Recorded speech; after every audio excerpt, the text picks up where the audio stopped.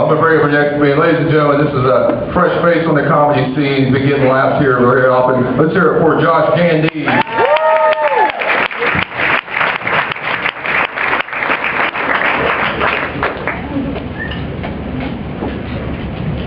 How's it going? I look pretty good tonight. Pretty good. Nah, I'm just kidding. I look like if Banana Republic had a Lane Bryant. They'd have to call it Plantain Republic. I'm going to be honest with you guys. I owe money to pretty much everyone but Jesus Christ. And I don't owe that motherfucker anything because he has my foreskin. I'm cool with it because my wiener doesn't look like a deflated balloon, which is a good feeling to have. I recently got involved with a collections agency. These guys are, well, they're assholes. We can say that. But just think of Faye Dunaway and Mommy Dearest, but instead of being neurotic and crazy, they're well, neurotic and crazy and have the ability to take everything away from me that I've ever loved, which is a good feeling. They call me like 5 times a day, and I'm like, man, what the Glenn Close and Fatal Attraction is going on here? Are you guys loving these old crazy woman movie references? Have you had enough of these yet? That's 2 if you're counting. But they pretty much want everything I have now. They're like, how much do you have on you today, Josh? I was like, well, I have $5. But I need that for a footlong or for a shiatsu massage at the mall. And by shiatsu massage at the mall, I mean I go up to the pretzel time people and I try to convince them to stop kneading pretzels and knead my back for $5. And by that, I mean I try to convince a 5-year-old to wear leather and punch me in the back for 15 minutes. That's not true. I'm sorry.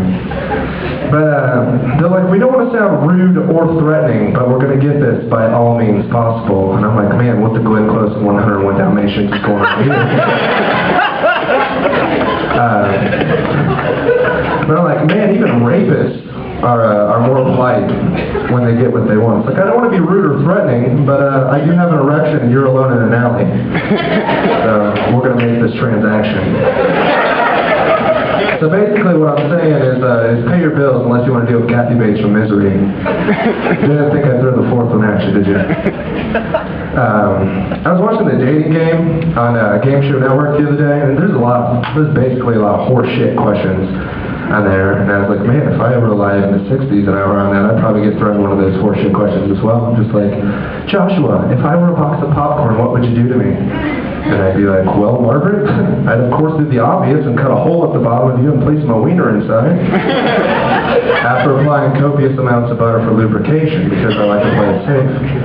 But then your fat friend who you decided to bring along on the date would eat you, and how the fuck would I explain that to your parents? I can't. Because you'd be popcorn. And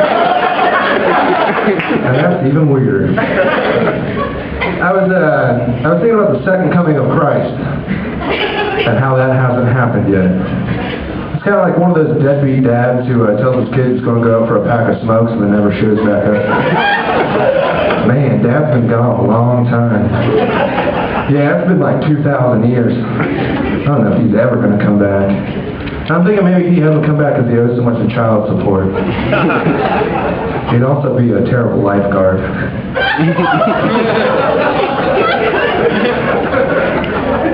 Double Bubble, the gum,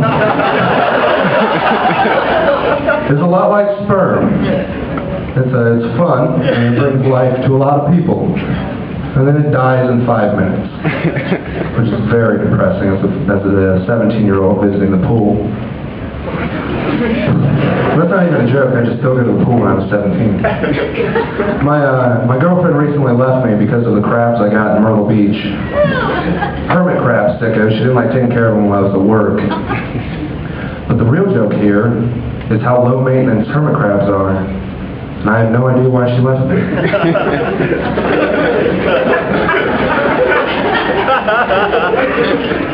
I've been writing a series of children's books for inner city children because I don't think they exist for them. And I prepared some of the titles for you, and they are as follows.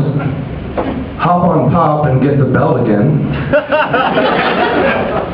Green Eggs and Menthols. That Cat in the Hat is Walking Out with My Plasma Television. How the Grinch Stole My Sound System.